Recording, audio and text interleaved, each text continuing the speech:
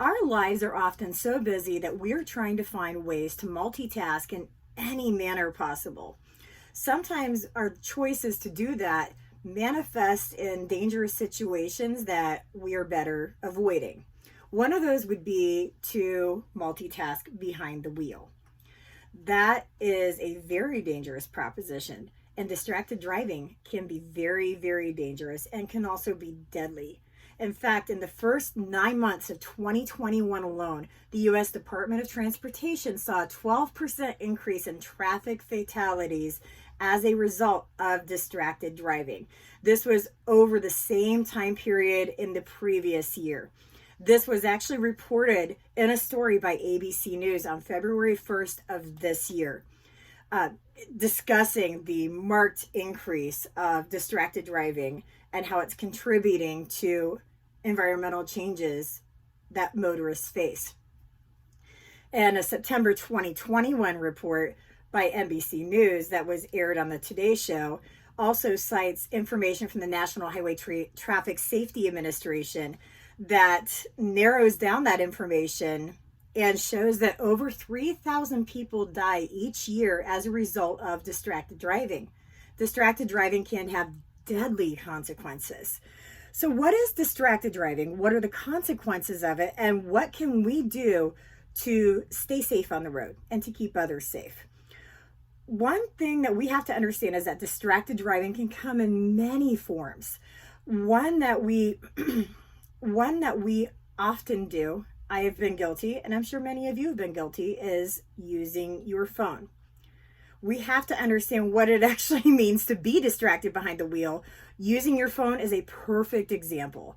You may get a call, you may get a text from somebody, you may have somebody trying to FaceTime you, and you're driving, you're going down the 17, and you want to take this call, you don't want to be rude. You have to understand that it's not safe for you to do that. You have to protect yourself. You have to be aware of people around you.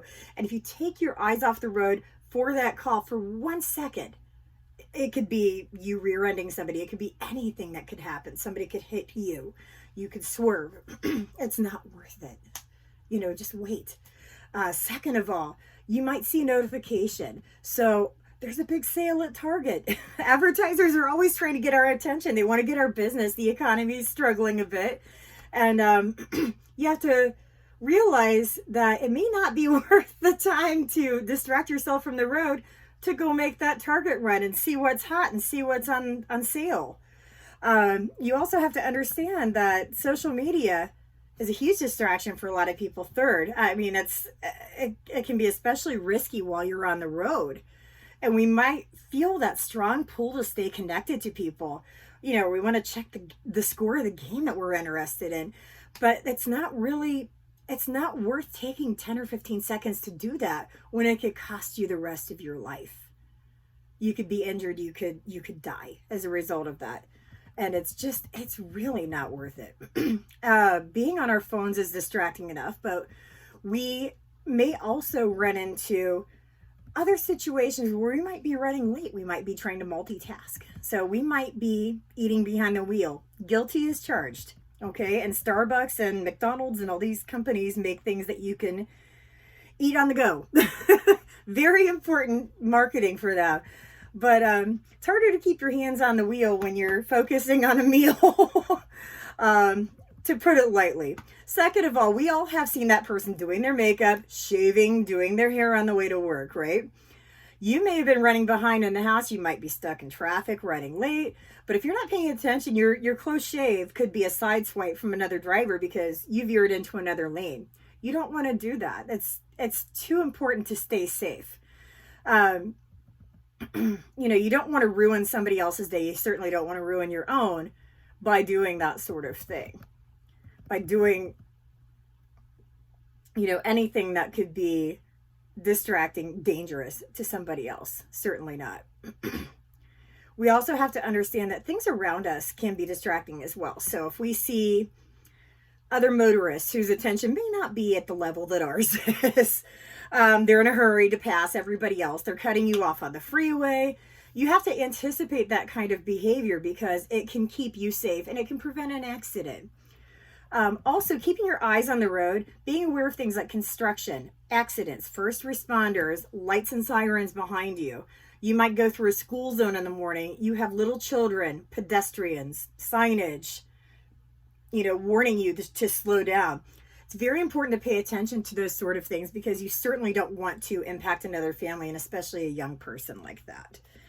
And we, third of all, can take small steps daily to keep our focus at a maximum and minimize the danger to us and to other people. We have the power to make smart choices that keep us safe and keep others safe.